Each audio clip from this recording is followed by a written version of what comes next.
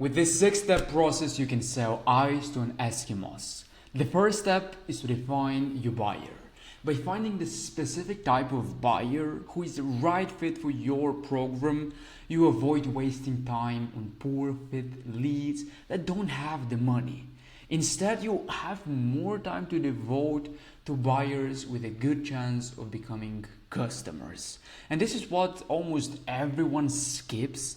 They think that they already know who their buyers is, and then in reality they still struggle to get clients. They still try to sell ice to Eskimos. These people don't need it. Most likely they don't have the money. So please, if you really want to get more clients, sit down and define who your buyer is. And make sure to see if these people actually have money. Because yes, it is very, very good to define your buyers and tell, I have homeless people. But sadly enough, those people don't have homes. Those people don't have money. Even though you are generous and you have the best product, it doesn't make sense to sell to them. Find people with buying power. And once you find and define your buyers, you want to do your research. Because if you expect buyers to just give you their time and learn about your product, you're very wrong here. You need to spend time learning about them first before they spend time about you.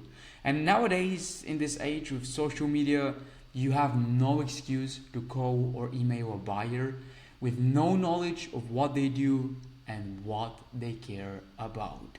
That's why I always recommend when defining your audience is to do your research and actually speak with them. Go find groups where ideal clients hang. Go in places where these people go. Try to act and behave like your ideal client for at least 1 week. You want to get in their shoes. You want to think like them. You want to behave like them. Because lack of research leads to wasted time and irrelevance. And I'm pretty sure you don't want to waste time. You're here to learn how to sell anything to anyone. And the way you do this is by having crystal clear clarity on your audience, what they do, and what they need. Once you have this clarity, the third step is to build rapport.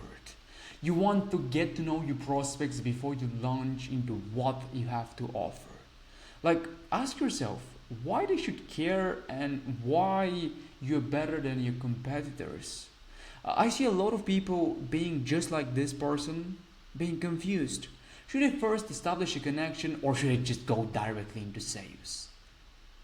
After all, we're just human beings. You want to talk to your prospects like human beings before speaking to them like a salesperson. So take this route. Avoid the direct sales pitch right away because you're going to lose a lot of customers if you do so. And by building rapport and avoiding the direct sales pitch approach, you want to ask questions and listen. No matter how thoughtfully you research your prospect in the second step, there will always be gaps in your knowledge. If you think you know everything and this is the reason why you will not implement this is the reason why you're not succeeding, because you have gaps. In my country, Bulgaria, we say that our nose is right in front of us and we still cannot see it. The same thing is with the mistakes you make. They are right in front of you, but you cannot see them, which is why it's always great to have a third-party perspective from a mentor.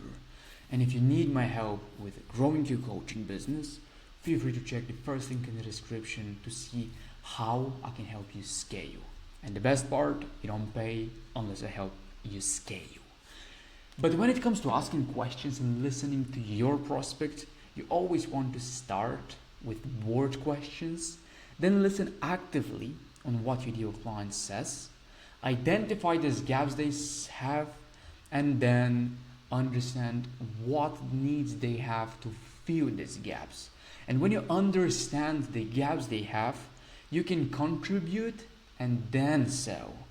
Because the whole idea behind selling is to first position yourself as an advisor who wants to help rather than just salesperson thirsty to sell. With this approach, you'll find more respective and receptive audience when you finally get around and when you offer your solution. In short, what I want you to understand when trying to sell people, always be helping first and selling will come second as a consequence. Especially in the coaching business where our income is a reflection of the impact we make. Which means the more people we help, the more money we're going to make. And speaking about making money, you have to sell the emotions, not the product, which is what you're currently doing, and this is why you cannot get clients. But there's this finite difference between being an advisor and contributing first and selling second. Because a lot of people stick in this route of just giving advices and speaking about the product, speaking about the futures, speaking about the nitty-gritty details, but this thing doesn't sell.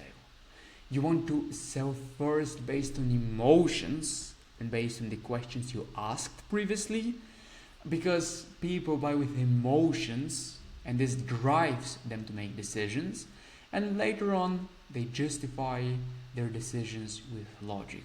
So you want to influence them by using their emotions. And I made one video that will show you how to unethically use these emotions and sell people. Make sure to check it out.